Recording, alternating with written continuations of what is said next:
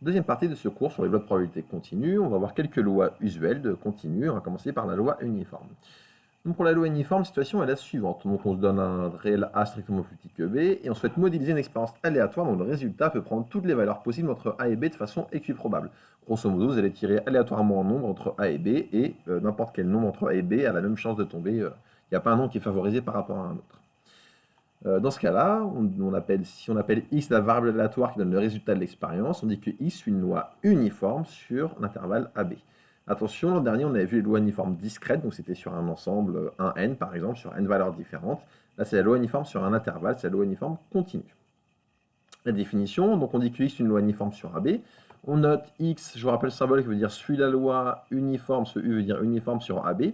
Si x a pour densité, parce que je vous rappelle que les variables continues sont caractérisées par leur densité, aussi par la fonction de répartition, mais en particulier aussi par leur densité.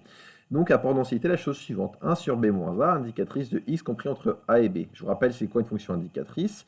La fonction indicatrice, elle vaut 1 si x est entre a et b, elle vaut 0 partout ailleurs. Du coup, ça donne, avant a, elle vaut tout le temps 0, après b, elle vaut également tout le temps 0, et entre a et b, elle vaut 1 sur b moins a, cette densité qui est ici.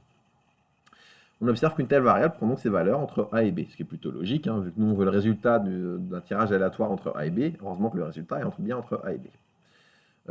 Quelques propriétés, si x est une loi uniforme sur l'intervalle AB, alors la fonction de répartition est obtenue ici, donc pour faire ça, il faut faire une primitive de la densité qui vérifie qu'elle tend vers 0 en moins l'infini, vers 1 en plus l'infini. Et on peut aussi calculer l'espérance. L'espérance de x c'est a plus b sur 2, et la variance c'est b moins a au carré sur 12.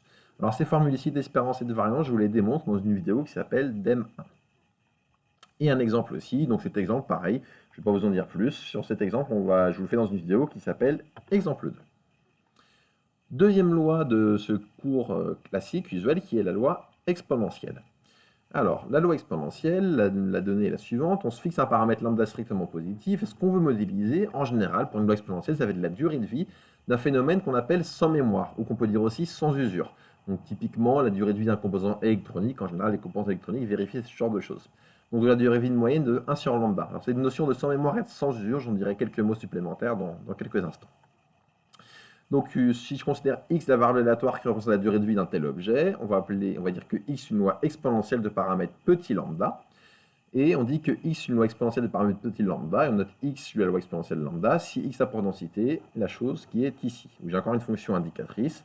Indicatrice de x positif, ça veut dire que ça vaut 1 si x est positif et 0 si non. Et donc j'ai bien lambda exponentiellement lambda x fois 1 si x positif et 0 si x est négatif. Donc on peut observer qu'on n'a que des valeurs positives pour une telle variable aléatoire, ce qui est logique vu que ça modélise une durée de vie. Une durée de vie négative, ça n'existe pas. Donc là aussi on a quelque chose de cohérent et de logique. On observe donc une telle variable, ce que je viens de vous dire, prend sa valeur dans 0 plus l'infini. Propriété, si x est une loi exponentielle de paramètre lambda, alors on peut dire que la fonction de répartition d'une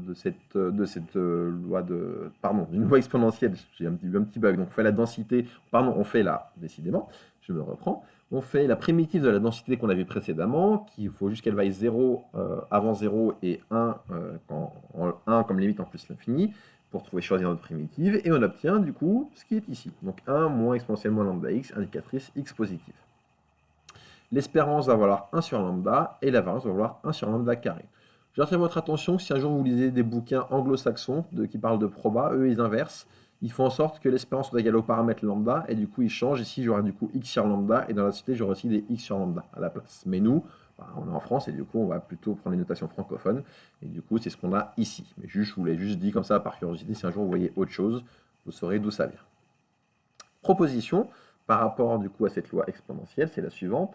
La proposition suivante ici vous dit que une variable aléatoire qui suit une loi exponentielle est dite sans mémoire, donc ça correspond au phénomène qu'on avait au départ, c'est-à-dire que si je prends deux réels s et t positifs ou nuls, la proba que x soit supérieur ou égal à t plus s, sachant que x est supérieur ou égal à s, cette proba vaut p de x supérieur ou égal à t.